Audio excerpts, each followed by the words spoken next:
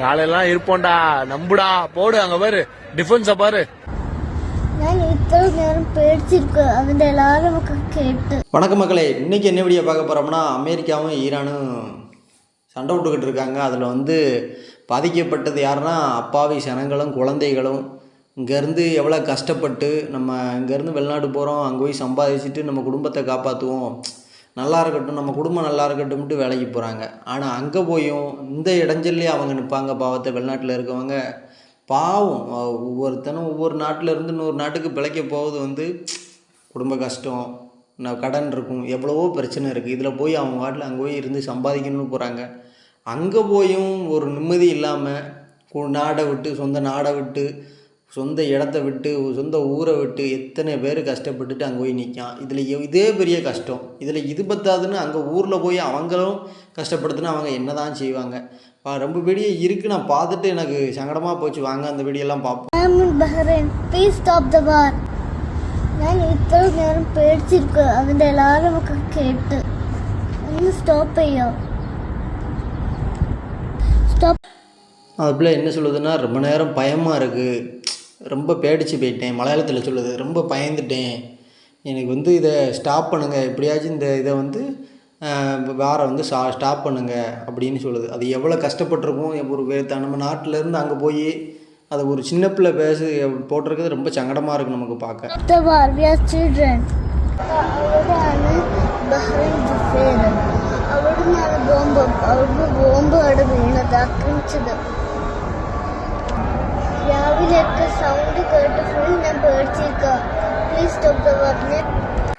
அது என்ன சொல்லுதுன்னா, காலையில்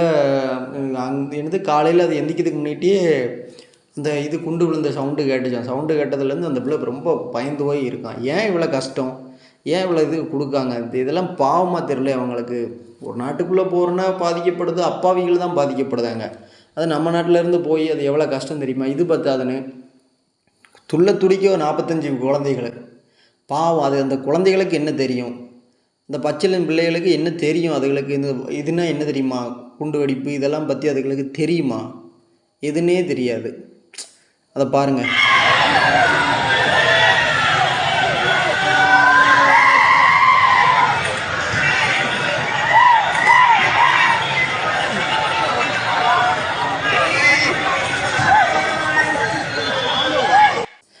நாற்பது பிள்ளைகள் பாவமாக தெரியலையா அவங்களுக்குலாம்.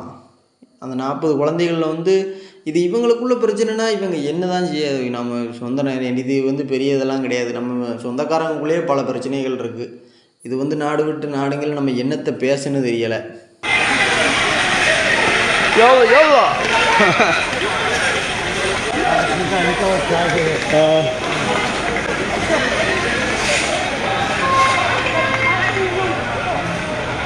பாவம் எங்கே ஓடுவாங்க, எவ்வளோ தூரம் ஓட முடியும், அது வரையில் கொஞ்சம் நெஞ்ச தூரமாக இருக்குது. என்ன இவங்க எங்கே கொண்டு போடுதாங்கன்னு யாருக்குமே தெரியாது, எங்கே என்ன பண்ணுதாங்கன்னு தெரியாது. பாவமாக தெரியலையா அவங்களுக்குலாம். அது எவ்வளோ கஷ்டப்பட்டு அந்த மூட்டையை ஒவ்வொரு விற்று அவங்களுக்கு தேவையான ட்ரெஸ் மட்டும்தான் எடுக்க முடியும். அவங்க சம்பாதிச்ச பணம் எல்லாமே, அந்த பணம் காசுலாம் எங்கே போகும், அவங்க சம்பாதிச்சு வச்சதெல்லாம் என்ன செய்வாங்க. பாவமாக தெரியல அவங்களுக்கு. இது நம்ம தமிழ்நாட்டு பிள்ளை ஒரு 2 பச்சை பிள்ளைய அழகுது, பார்க்க முடியல, அவ்வளோ கஷ்டமாக இருக்குது.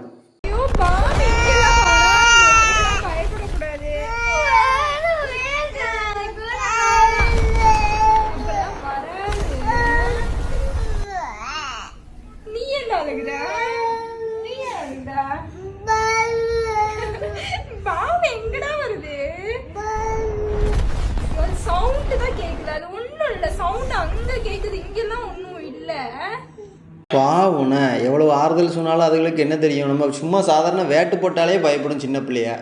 இது எவ்வளவு சவுண்டு கேட்கும், அந்தளவு அந்த இது அதிர்ந்த மாதிரி கேட்கும். அதில் வந்து சங்கடப்படாதுங்களா, எவ்வளவு கஷ்டம் இருக்கும் அந்த பிள்ளைகளுக்கு.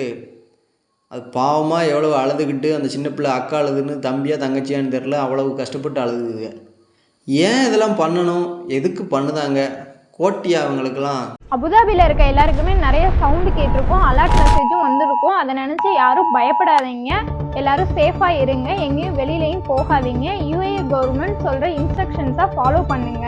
அது மாதிரி யூஏஇலேருந்து இந்தியாவுக்கு போகிறவங்களா இருக்கட்டும், இந்தியாவிலேருந்து யூஏஇக்கு வரவங்களுக்கும் ஃப்ளைட்டில் கேன்சல் ஆகிருக்கும், இல்லைன்னா டிலே ஆகிருக்கும். ஏன்னா இங்கே ஏர்போர்ட்டில் டெம்பரவரியாக க்ளோஸ் பண்ணிட்டாங்க.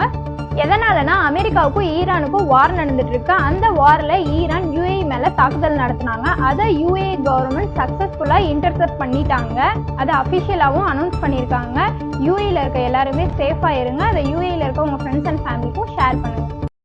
கொஞ்சம் பாதுகாப்பாக தான் இருக்காங்கன்னு சொல்லுதாங்க. அது நமக்கு ஒரு நம்பிக்கை, நல்ல சந்தோஷமாக தான் இருக்குது. பாதுகாப்பாக இருந்தால் நமக்கு நல்லது தானே. எல்லோரும் பிரார்த்திச்சுக்கோங்க. உங்களுக்கு பிடிச்ச கடவுள் அல்லாவாக இருந்தாலும் சரி, இயேசுவாக இருந்தாலும் சரி, அப்பன் முருகன் சிவனாக இருந்தாலும் சரி, யாராக இருந்தாலும் நீங்கள் கொஞ்சம் பிரார்த்திச்சு, அவங்க பாவம் அவங்க வீட்டு கஷ்டத்துக்காண்டி போயிருப்பாங்க. அவங்களுக்கு இந்த நிலைமை ஒரு படுமோசமான நிலைமையில் எவ்வளோ ஆசையோடு போயிருப்பாங்க. நம்ம சம்பாதிச்சு கடன் அடைச்சிடலாம், நம்ம தங்கச்சி கல்யாணம் முடிச்சிடலாம், நம்ம பொண்டாட்டியை நல்லா பார்த்துக்கலாம், நம்ம குழந்தைகள் நல்லா வளர்ந்துரும், படிக்க வச்சிடலாம். எவ்வளவு கஷ்டம், என்ன இன்னல்கள், எவ்வளவு இதெல்லாம் மீறி போயிருப்பாங்க. அதெல்லாம் பார்க்கல கொஞ்சம் கஷ்டமாக தான் இருக்குது. வெளிநாட்டில் வாழ்ந்தவங்களுக்கு மட்டும்தான் அதெல்லாம் புரியும்.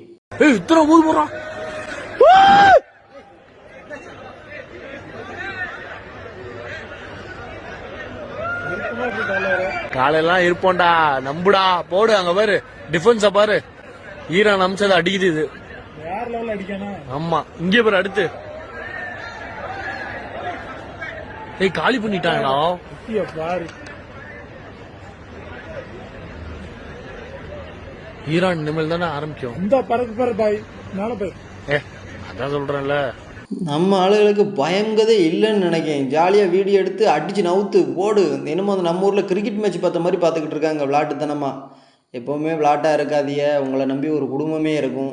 பார்த்துருங்க. அண்ணன், தங்கச்சி, தம்பி, மகா, பொண்டாட்டி, உங்களை ஒரு அப்பா, அம்மா எல்லாரும் உங்களை நம்பி இருப்பாங்க. எத்தனை பேர் நம்பி உங்களை இருக்காங்க. பயம் கொஞ்சமாச்சும் படுங்க.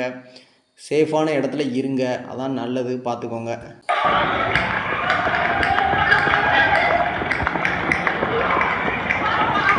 கத்தாரில் விழுந்திருக்கு இந்த